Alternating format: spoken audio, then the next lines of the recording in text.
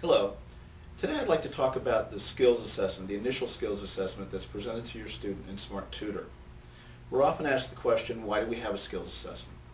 Well, the best analogy I can give is when you take your child to a doctor, the doctor does an evaluation of your child and tries to evaluate what's wrong with them. Well, what we try to do with our initial assessment is to evaluate each student's strengths and weaknesses so that we can establish a customized program, an individualized program of instruction for them.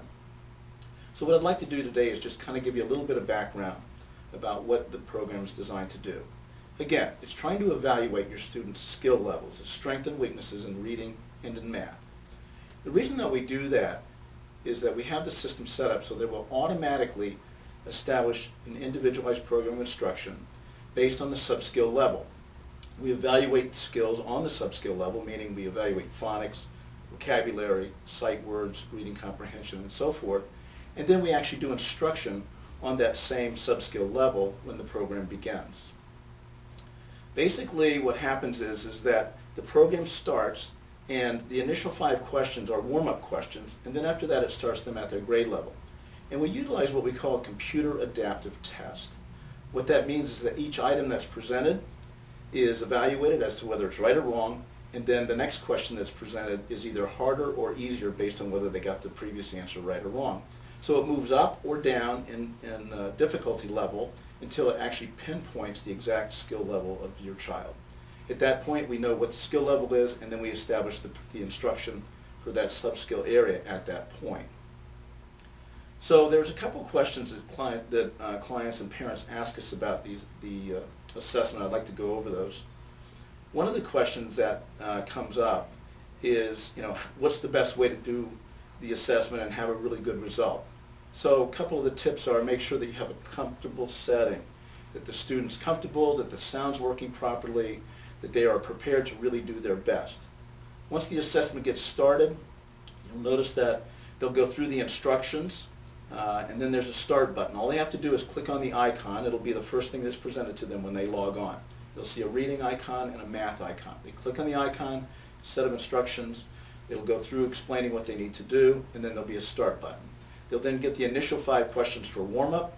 Don't let them worry about whether they're too difficult, just have them pick an answer. Once they get through the first 5 questions, it then starts at their grade level. And then it moves higher or lower based on whether they're succeeding or failing, until it pinpoints the skill level, and then it'll move to the next one. You'll notice also that there's no feedback on the answers. Once they get an answer, it simply goes away, records it, and evaluates whether it needs to move higher or lower. So each session, again, will last approximately 30 minutes. The math can take longer. It's suggested with the math that you do provide paper and pencil for a worksheet for the students, so as they're going through they can work out whatever problems and select the answer that they choose. So that's pretty much how it works and how long it takes. Another question that comes up is, how do I get the results of the assessment? What you do is you log on with the parent, you go into View Reports, click on the assessment area and choose either the reading or the math overview.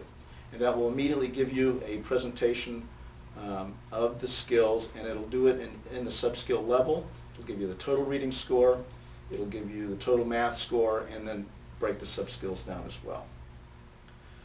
Another question that comes up is, how can I have the student retake the assessment if they didn't do a good job with it, or I think that the level is not appropriate? We suggest very strongly that you monitor your students' progress in the instruction, make sure that they're able to move on and are enjoying the program.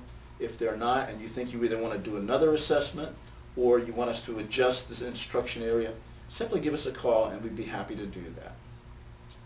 So again, what we try to do with the assessment is